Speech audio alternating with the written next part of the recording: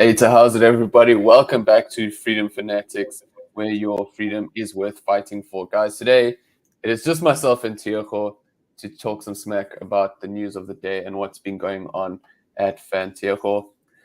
Thanks for joining me. Let's jump straight into it. So today's story that we headlining with comes out of, if I'm not mistaken, your home province, Limpopo. And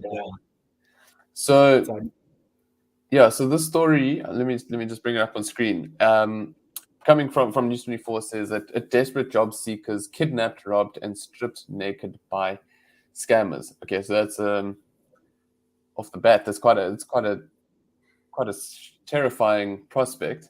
Tiego,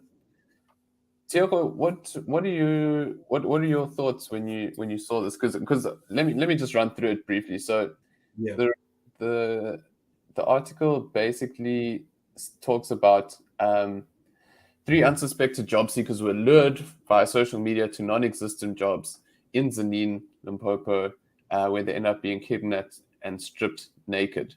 The 3 victims, a male person aged 27, 2 women aged 21 and 33 respectively, allegedly responded to an advert on Facebook about employment in Zanin. Quite a shocking thing to happen to someone. What are your thoughts on it? Well, I think it's a sad story, and indeed, it's a story coming from my province, Limpopo, and I happen to be familiar with both of the areas, Tsaneni and Jennifer. So my own father happens to be from the Jennifer side. I think it's sad. It's a bit of a distance from Jenfest to Tsaneni, probably around 150 kilometers.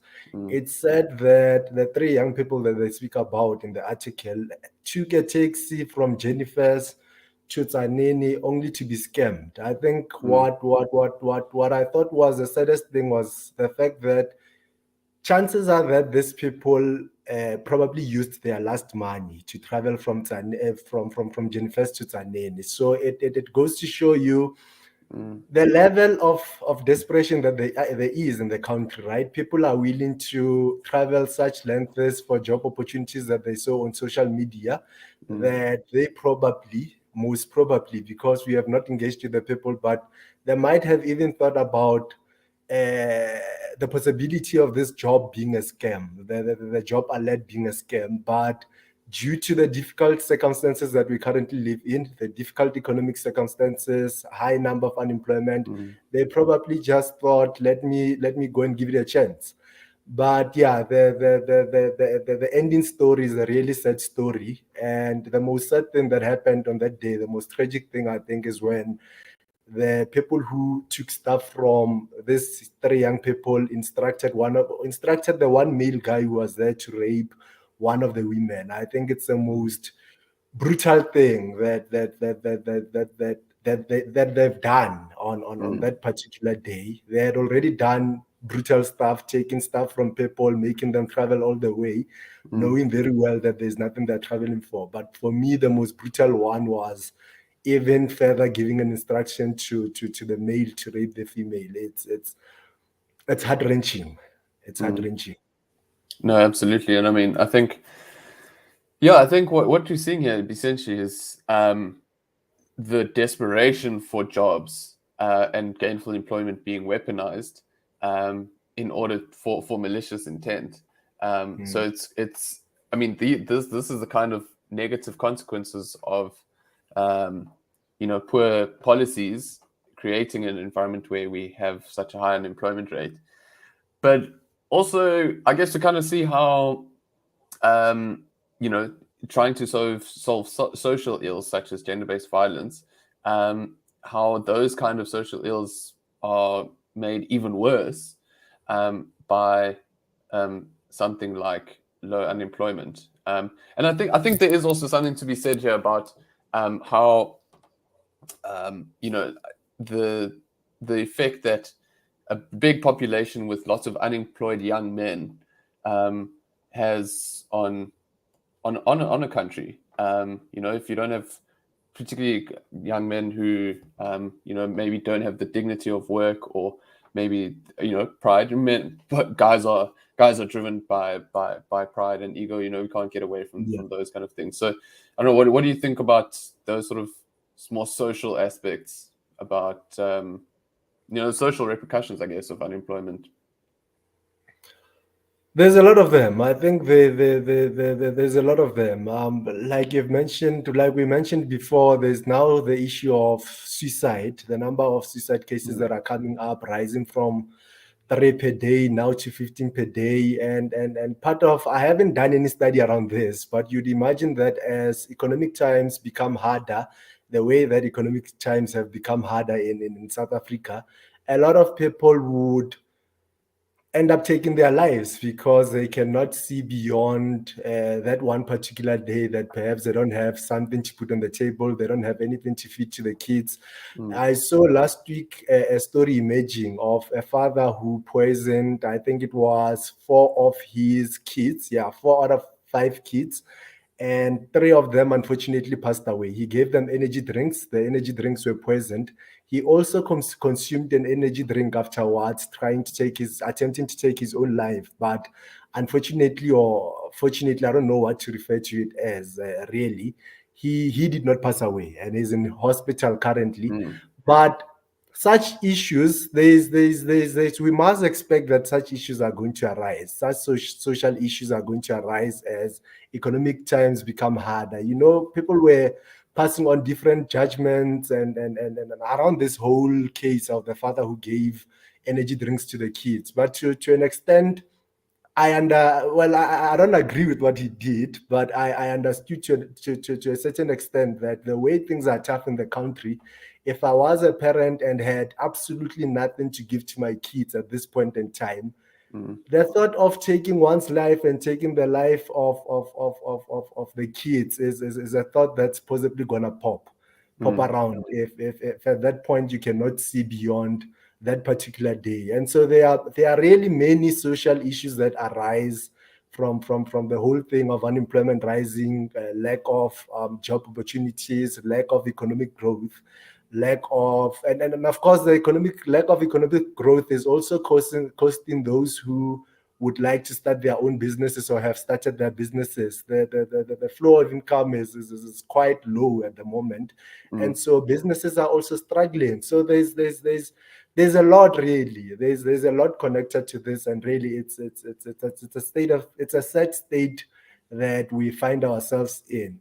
But Alex, beyond that, I found myself also wondering regarding the police, whether the police would ultimately even manage to find the criminals, because that's another reality in South Africa. A lot of cases go unsolved. But yeah, I don't know. That's my take on the whole thing. I don't know how do you think we could grow this economy? How do you think that South African government can best direct our South African economy so we could have more jobs for people and less of the social ills?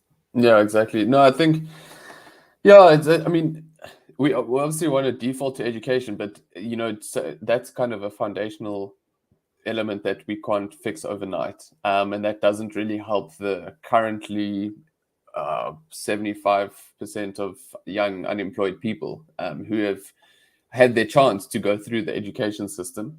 But to be honest, I'm more and more leaning towards structural reform in just getting the basics right. Bringing back investment, scrapping bad policies like, for example, Black economic empowerment for one, affirmative action, those sorts of policies that undermine merits. I think those we can get rid of to at least bring back investment. But I think one other thing we could do is start incentivizing people to stay in South Africa and to contribute to the economy. And I guess that would be a good starting point. Is make people want to work here, retain the skills that we have, and bolster those industries that can employ people. Obviously there's other policy remedies. We could get rid of the minimum wage. We could, perhaps offer tax incentives. I think at the moment, what seems to be a lot on people's minds is the petrol price. I think tomorrow we headed for a nasty petrol rise, and we know that these kind of things affect the poor disproportionately as well. Most definitely. No, I agree with you 100%. My wish is that I wish we had a listening government. I wish we had a listening government, and I wish our message could get to a lot more South Africans. So when elections do come up and stuff, people make better informed decisions. But I guess this is a struggle that we have to carry on with. It's a battle that we must fight to the very death and ensure that we do save our country. Yeah, no, absolutely. And I think on that note, let's move on to our second piece today, which comes from Fan. So you can find all our work at www.freedomadvocacy.net. And of course, you can also find all our written articles shared on our social media platforms at Badge of Liberty. Find it on Facebook as well as Twitter. That's where you can find our written work.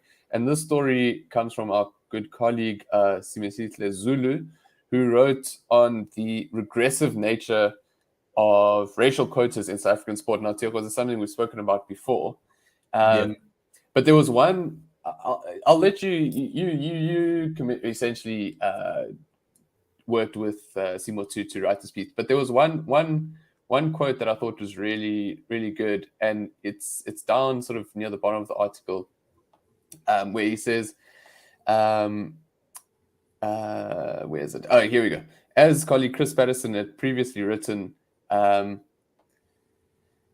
non-racialism, as indicated by the prefix non, means that race should not be in any and all cases used to determine the suitability of an individual.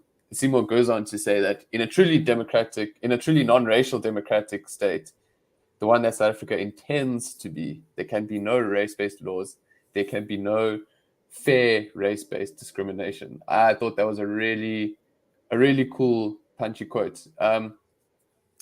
So when you pitched the idea to Simo to look into this, what is at the center of your sort of attention here? Well, everything that he has written about, the only thing is that he went beyond. I, in fact, sent him a message, having read his article, and told him that this is such a brilliant article. I think we should take more of this direction. But I agree with everything that he says. Remember, we have a constitution in South Africa, and in our constitution, and really the constitution was made by all South Africans coming together and saying that we as South Africans agree that this and these principles and values are principles and values that we will live by as South Africans. Non-racialism happens to be one of those principles that we entirely collectively agreed upon.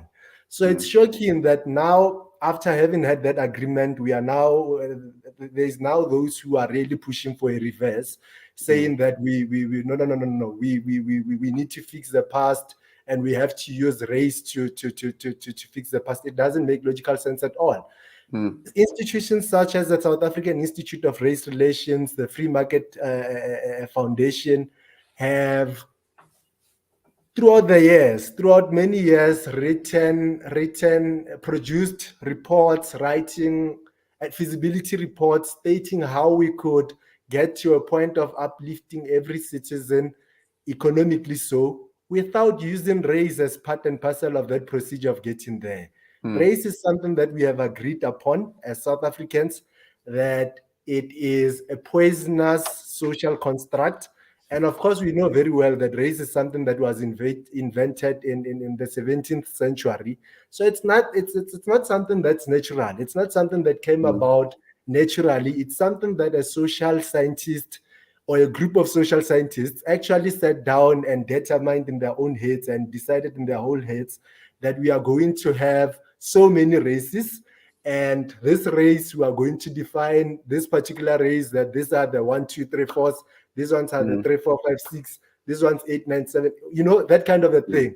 And unfortunately, the world collectively, all of us collectively, white, black, Chinese, whatever, we fell for that trap. And since the 17th century till today, that trap has had an influence on our lives. But I think there's a better way of viewing this thing. I mean, that thing in the broader context of life and how long the world has been around. If you look at this very idea of race, it's nothing really. I mean, it came in the 17th century. We are where we are now. There's probably gonna be many centuries beyond us. If we manage to tackle this thing now, as we have agreed upon, then in the many centuries to come, it's an issue that generations to come don't have to worry about.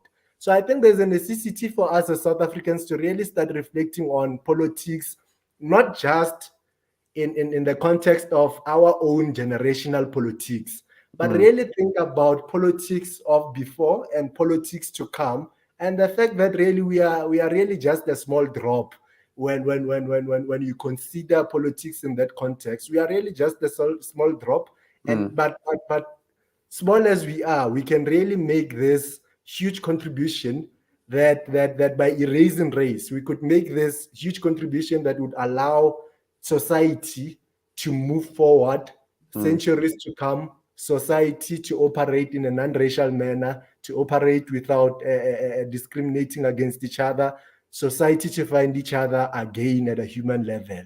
I think it's upon us to take up that generational mission. And yeah, so that's entirely why I would agree with everything Simo said. There's really no space for racialism in our society today. We must have learned from our past. Yeah, I think what's cool about Simo's piece is that, and I'd recommend all our viewers to go and have a read of it. He uses the example of the South African cricket team having to being criticized for not fielding enough players of color, and the captain at the time, Faf du Plessis, sort of defended the decision, saying that the player that they dropped, who happened to be a player of color, wasn't performing. So it wasn't a racially motivated decision; it was entirely a merit-based thing, and that's how you get the best out of your teams. And Simo goes on to explain how how that whole quota system can create stigmatization of players of color. So that's the complete perverse sort of reality of what these kind of policies do. So I think definitely worth reading that piece, and you can find pieces like that and more at freedomadvocacy.net, as well as on social media, on Facebook and Twitter, where we share our written stuff at Badge of Liberty. You can find it all there. And I think we can leave it there, because I know Mbali's got some interesting questions lined up for us in Burning Questions. So let's jump into Burning Questions with Mbali.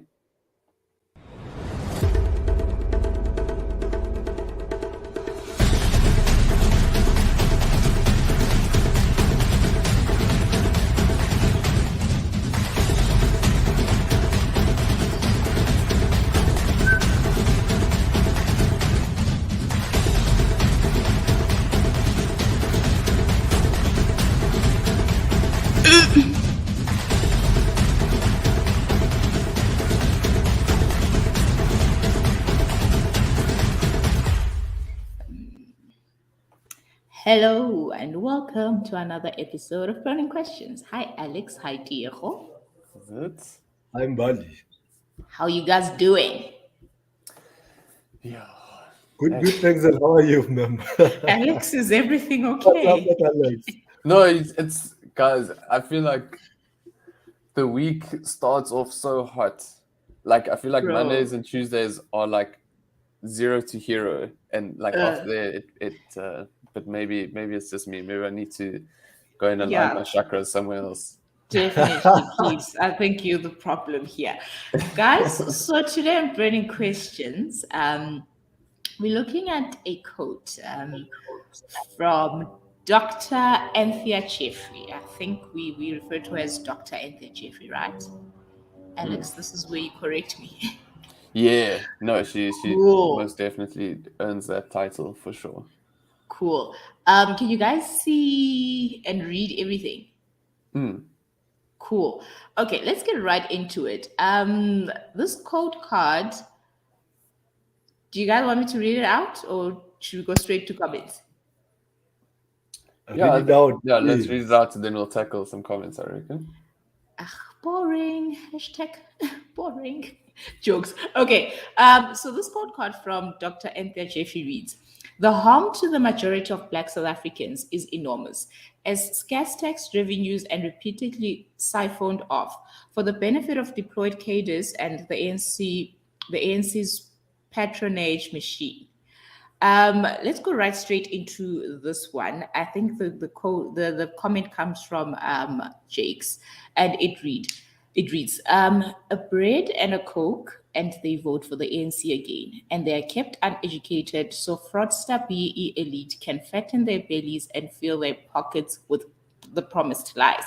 The racketing and looting affects all of the population, not just one group.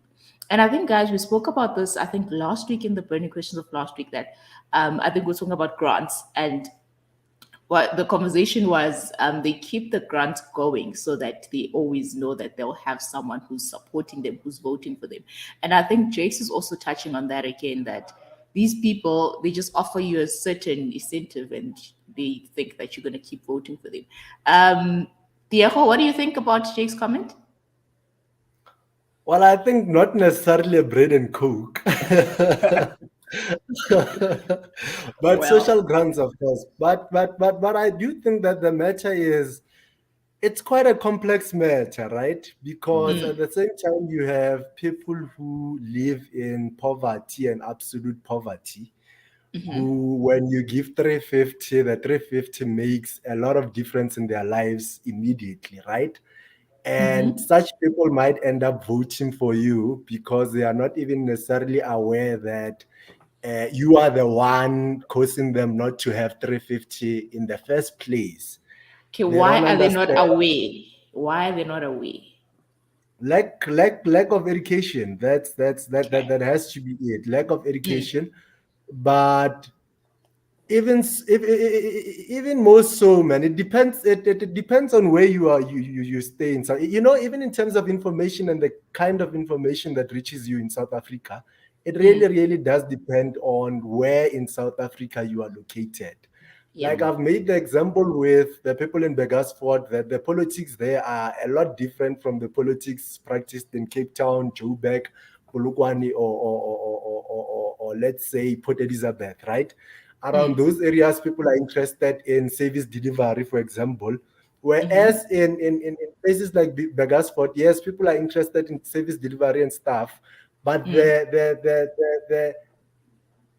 they believe the government of the day when it tells them that no, we have tried all we could, but there's nothing more we could do. And because they don't understand how the system works, they end up believing that and end up continue to vote for these people, partly because they are threatened with social grants, that if you don't vote for us, we'll take away your social grants. So it's a bit of a complex matter. But if I could just quickly comment on what Dr. Anthea Jeffrey does say, I agree entirely with her. We don't have a lot of people working in South Africa, so our tax base is very small, right? On top of that already small tax base, we have politicians who steal from that tax base. That tax base would have, if not stolen, could assist the poor the most, more than anyone else. And because it's stolen, it ends up not assisting anyone. And if anything, it ends up causing a crisis for all of us, despite the socio-economic level you find yourself at. That is true. The next comment is from Natasha. And Natasha says, ANC don't care. It's all about each other's pockets, thick as thieves. Well, I guess the ANC, they are. We can maybe name them thick boys. Thick boys. Alex, what are your thoughts on the code card and the two comments that we've read already? Yeah, no, I agree with Tiego. I think the one thing that we obviously speak a lot about policies that are detrimental to job creation. In the Freedom FANatics part of the show, we spoke about ways that we could maybe cut some of the most harmful policies. And I think that's the thing, is like it's so important to look at, the thing that we struggle to do, and half our work at FAN is to basically try and simplify and decodify policies so that ordinary people can understand why they do or don't work. If they work, we don't. We can talk about policies that work and how we can scale those successes, but the ones that cause the most harm are the ones that we need to bring to the fore and try and advocate that they be changed and improved. But I think the thing that's so bizarre is that something like cadre deployment, which is essentially a jobs for buddy scheme, is so easy to understand that I think it is almost incumbent on all South Africans to be so outraged about it and make a noise about it. And that's why it's so great that we have people getting so stuck into the comments, saying, "Yeah, that's true." Obviously, I can see there's some counter comments, but make a noise about it. If there's something that you don't agree with, follow the platforms like us, but obviously give your support to people who advocate for ideas that actually work. And cadre deployment is a blatant. It's just such a simple thievery, actually. As Anthea says, she says it a lot more. Dr. Jeffrey says a lot more, smoothly than me, siphoned off. But essentially, that's what happened. And yeah, we shouldn't be standing for this kind of thing. So I think let's try and win the battles that we can. We know cadre deployment exists. It only benefits the few. Whenever it comes up, backlash, like we did with the flag. People were so outraged by the flag because they knew it was such a dumb idea. That's how you win the battle of ideas. Is push back where you think you have the right argument. Yeah, I don't think Mark Mills agrees with us because his comment is, "This woman is just another complete idiot." What's wrong, Mark? Like, is everything okay at home, sir? I don't think he's even worth giving the attention, man. Clearly, he's not familiar with Dr. Anthea Jeffrey. He is clearly not familiar with her works. I mean, even if he does, let's say for argument's sake, he does not agree with Dr. Anthea Jeffrey's views on something. Nobody who has read Dr. Jeffrey's work could refer to her as an idiot. I mean, you can disagree with someone, but that in no way makes them an idiot. There are a lot of scholars, Marxist scholars, communist scholars that I disagree with, that I think their ideas simply don't hold. But to an extent, I still respect them for their ability to think and structure something at least. But yeah, Mark clearly doesn't know Dr. Jeffrey at all. But a comment I wanted to make was that in areas like Begasford, it becomes a bit complex, right? Because you don't really have a thriving private sector in such areas. What you have are municipalities and many jobs that are created by the government, right? Many of those jobs are, of course, very unnecessary. But you end up with a situation whereby people in such areas aspire to become these politicians because it's the best thing they get to see in their area. When you see someone driving a Mercedes-Benz, it's either a councillor, a mayor, an MM, or a friend of theirs. When you see someone staying in a big house, it's that kind of a thing. So it becomes an internal matter. Internally, the people then begin to see that as a way of getting there. They begin to support the ANC, for example, or voting for the ANC because they want to be next on the queue, so they can also get to drive these nice cars, stay in these big houses, and stuff of that nature. But I do agree with Alex that we definitely as citizens have to rise up against things that we don't agree with.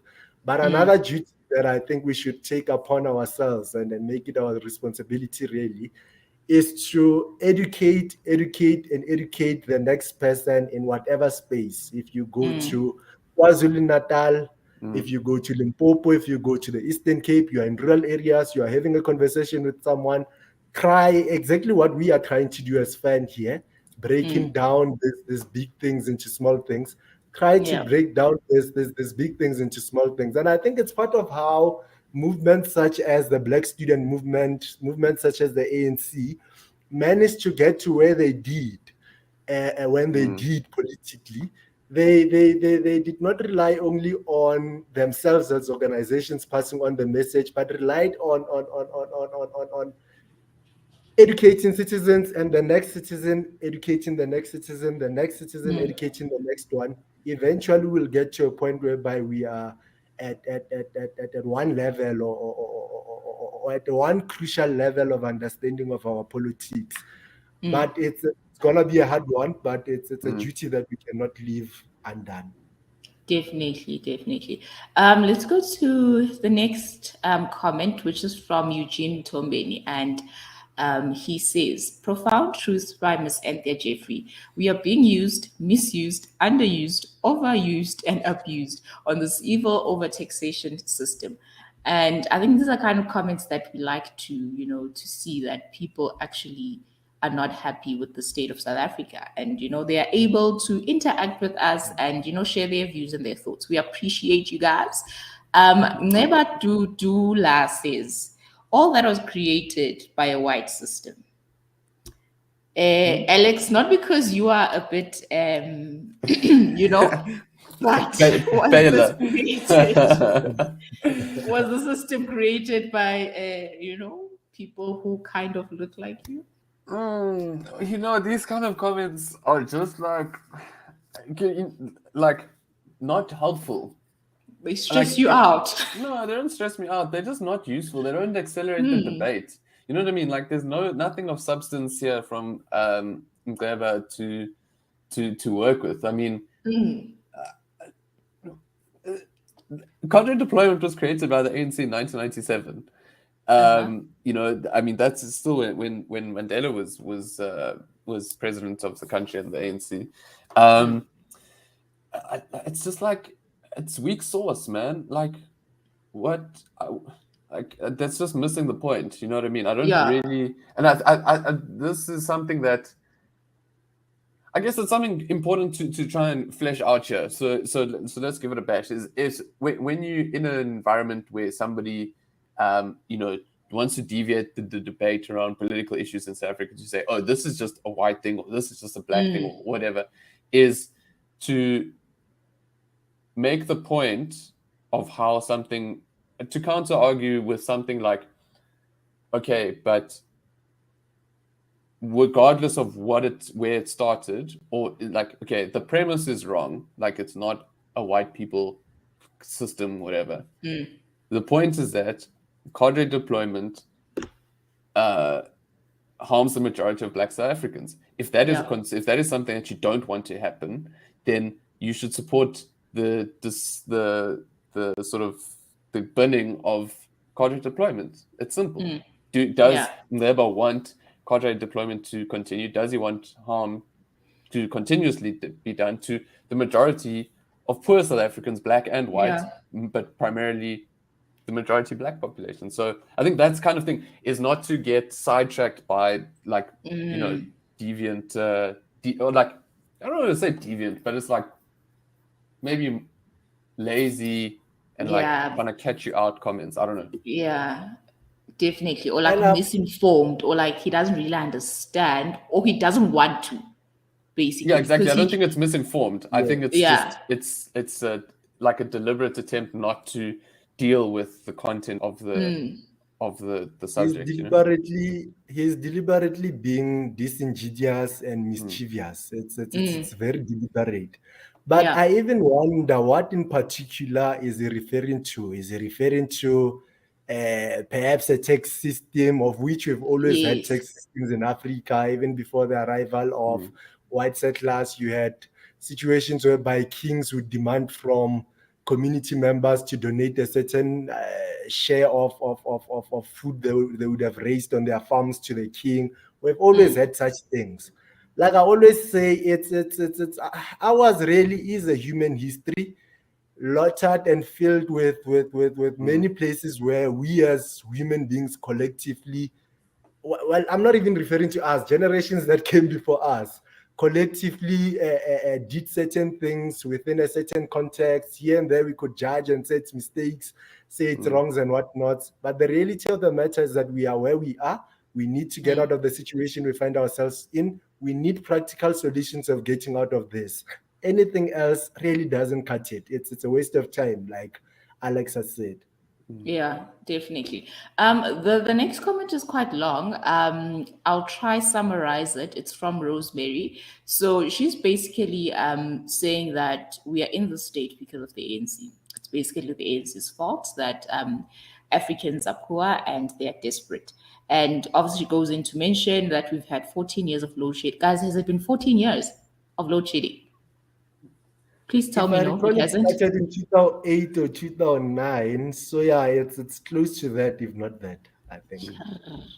Okay, we are going. I remember I was in grade 7 when it started. So that was 2009. I think it started around that time, if I'm not mistaken. Alex might. No, it was the first load shedding was 2008.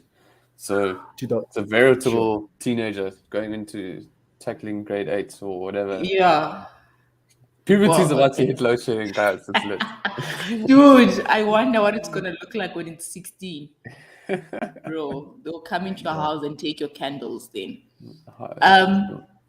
So the part that I think stands out on this comment for me, so obviously she highlights the problems, which is the looting, the corrupt ministers, the cadre deployment, BEE, and and she says all while blaming white South Africans. What I think we're saying now, that these people are shifting the blame to white South Africans. They're trying to find someone to blame. And I like that Rosemary is pointing out that it's honestly the ANC. The ANC is doing, and she goes on to say, the ANC have had 28 years to improve and do better. They instead have chosen corruption. South Africans, stand up as one and fight for a better life. Don't vote ANC or EFF. Alex? You know what's good here is that, at FAN, we would never advocate for anyone to vote for any political party. I think even within the organization, we vote differently according to our own beliefs and sort of the party that we think can deliver best sort of service delivery ultimately and run our economy.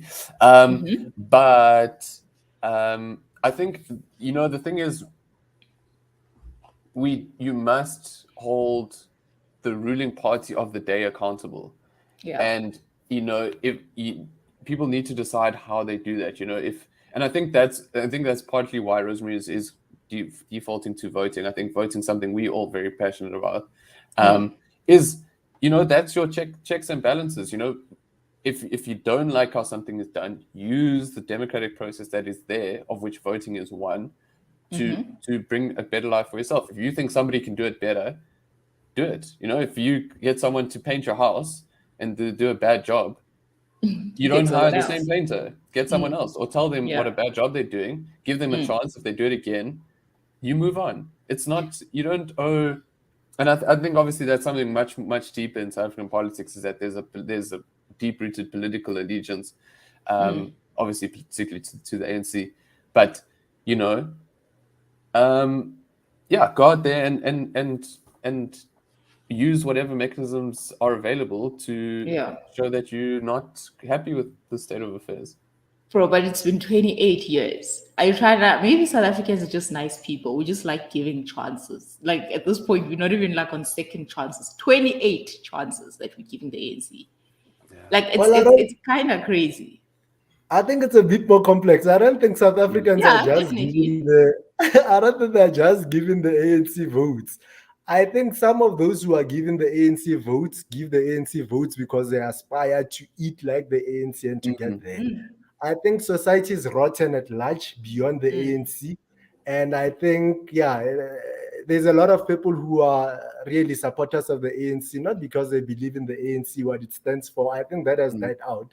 A lot of people who are doing this are doing it because they benefit in one way from another at different levels. There are those who are supporting it at national because they'll benefit from your tenders and whatnot. There are those who are doing it from provincial for same reasons, local for same reasons. Then at local level, at the branches level and whatnot, you have people who are doing it as well, so they can get an EPWP job, the local municipality, so they can clean the streets. So really, it's a whole system of corruption. And even the people who keep on voting for the ANC, we mustn't. I think we must be careful not to treat them as saints, because Mm, some of Yeah. them No, themselves they are can't be doing it with the saints. purpose of benefiting. mm, So it's really a huge crisis that we are faced with. Goes beyond party lines. You find members of the DA in conversation with ANC members causing corruption. You find EFF members doing it. It's a crisis. It's a crisis that those of us who love and care about our country must come together to fight beyond party lines, beyond race, beyond everything else. Just nje, for the love of our country and us wanting Yeah. to ensure that ours does become a successful country. Yeah, definitely. Alex, do you have anything to add before mm. we end the show? Yeah, I think just the last comment. I think because maybe just something for us to think about is, how do we get around that? Yeah. How do we, we know how warped political systems can be, but how do we get to a point where um, people are motivated to vote because I don't doubt that many people vote because they want to see change, like, and we need to scale that up. But where, people live in such situations where they feel like politics doesn't work for them, and the best way Yeah. to get ahead is to get a seat at the table to chow down. How Yeah. do we get beyond that? How do you communicate to somebody who has nothing, doesn't have a job, lives Yeah. off the social grant, doesn't have time to have political debates? How do people who have access to information, have access to platforms, have listen to the media or platforms like our own? How do you know what I mean? Where do we start? And I think that's something Yeah. that's a challenge for us at least, but it's a challenge that we all face really. Yeah, definitely. Yeah. Yes, Diego? Well, it's my last comment. I was about to say that I can't necessarily say where we start personally, but Yeah. I know where I think I know where something is missing, and what we are Okay. missing in South Africa, like we've always mentioned, is on the side of civil society.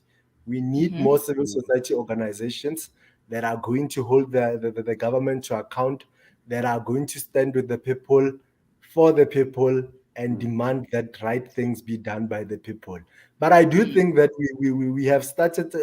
Fan is something of that nature, right?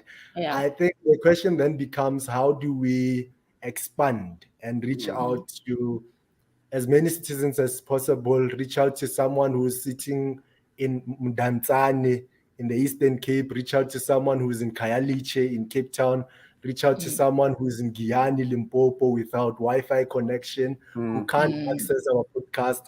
That is a question that I think we need to battle with. But mm, I do Yeah. think that the gap lies in the civil society side of things. Like I said, here's a company that we own. It's the government. We own it as citizens, but we don't mm, attend stakeholders meetings. We don't attend Yeah. shareholders meetings. mm, Civil society. That's what's missing. We have really, to be blunt, we have allowed the ANC to do what it is doing to us. They did not do it. They are doing it in our presence, and we are Yeah. continually allowing it to go mm. on. And really, part of it is really our fault. And in fact, the True. major part of it is our fault for electing people and not holding them to account. Okay, that was sad. But anyway, guys, thank you so much for joining us on this episode of Burning Questions. Do remember to follow us on social media at Badger of Liberty, and do like, share, and subscribe. If you're able to share this with someone in Limpopo, in Tanzania, I don't know how you're going to do it, but do that. And remember, your freedom is worth fighting for.